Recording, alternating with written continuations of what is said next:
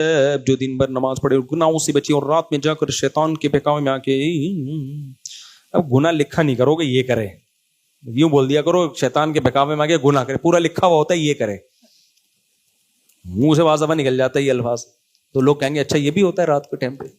बहुत से लोगों का कहेंगे ये तुम्हें पता ही नहीं था।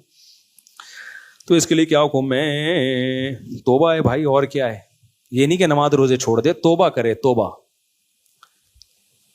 ये जो आम तौर पे नौजवानों में आजकल आमतौर पे गुनाह है ना, हैंड प्रैक्टिस का गुनाह, तोबा करो फिर हो जाए, फिर तोबा करो, फिर हो जाए, फिर तोबा करो। और छोड़ने के लिए क्या करो? अपने लिए सजा मुतय्यन करो। अपने ऊपर कसम ना खाओ कि अगर मुझसे ये हुआ तो मुझ पर लाजिम है। ये नजर मन्नतें और कसमें बहुत मसला बन जाती हैं। पक्का आजम करो जब मुझसे ये गुनाह होगा मैं इतने पैसे सदका करूंगा या मैं इतने रोजे रखूंगा। ये बहुत अहम बात है, इसको सुने। इससे फायदा क्या होगा? अच्छा, शैतान पता है क्या करता है? आपसे ये गुनाह हुआ, आपने अगले दिन रोजा रखा सजा के तौर पे, या कोई सदका कर दिया। जो बहुत ज्यादा धत्ती होते हैं उनको तो हम रोजा रखने से मना करते हैं, क्योंकि रोजे में भी ये कर रहे होते हैं। फिर बड़ी बड़ी फिल्में हैं भाई मार्केट में चल रही हैं, वो रोजे में फिर रोजा भी नहीं रख रहे होते, रोजे में ये काम तो और ज्यादा गुनाह है, रोजा भी गया तुम्हारा। उनको हम कहते हैं सदका करो पैसे। तो जब वो पैसे सदका करते हैं तो फिर उनसे गुनाह होता है। तो शैतान पता है क्या करता है? सदका करने से कोई फायदा नहीं हुआ, ना ना ना ना ना, ये तुम्हारी भूल है, फायदा हुआ है, एकदम नहीं होगा। फिर अगर हो गया है सदका करो, फिर हो गया है सदका करो, तोबा भी करो, सदका भी करो। होगा पता है क्या? कुछ दिनों में ये गुनाह अगर दिन में 6 दफा हो रहा था तो 3 दफा हो जाएगा, 3 दफा हो रहा था तो 2 दफा हो जाएगा, 2 दफा हो रहा था तो 1 दफा हो जाएगा। और बड़ी बात यह है कि बिलफर्ज गुनाह नहीं भी छूट रहा तो जिस पलड़े में गुनाह आके रखे जा रहे हैं, नेकी का पलड़ा भी तो भारी हो रहा है ना, उसी हिसाब से। नहीं आ रही मेरा ख्याल है बात? फर्ज करो गुनाह नहीं भी छूटा, नहीं भी छूटा, तो जहां तराजू के पलड़े में गुनाह आ रहे हैं तो अल्लाह जालिम थोड़ी है कि गुनाहों को तोले नेकियों का ना तोले। वो सदके की नेकी को भी तो दूसरे पल्ले में लाके रखेगा।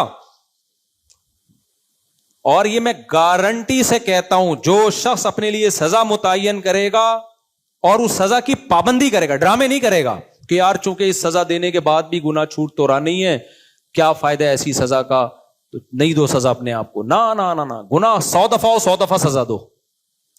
तो मैं गारंटी से कह रहा हूं इंशाल्लाह ये गुनाह उससे देर से छूटेगा लेकिन छूट जाएगा।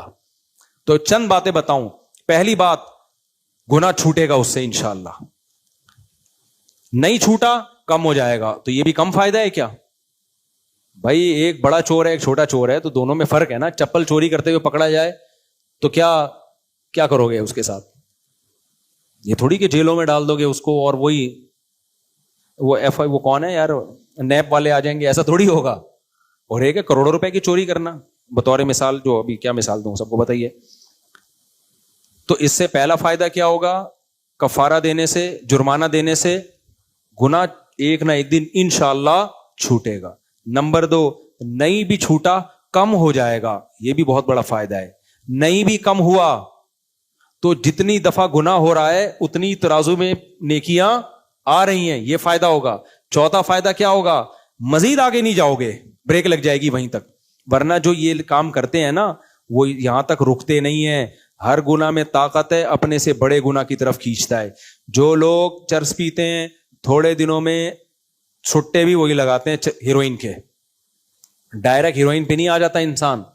तो ये जो हैंड प्रैक्टिस करने वाले लोग हैं, आहिस्ता आहिस्ता ज़िना की तरफ भी कौन जाता है? यही लोग बढ़ते हैं, यही ज़िना की तरफ जाते हैं, लड़कियों से दोस्तियां।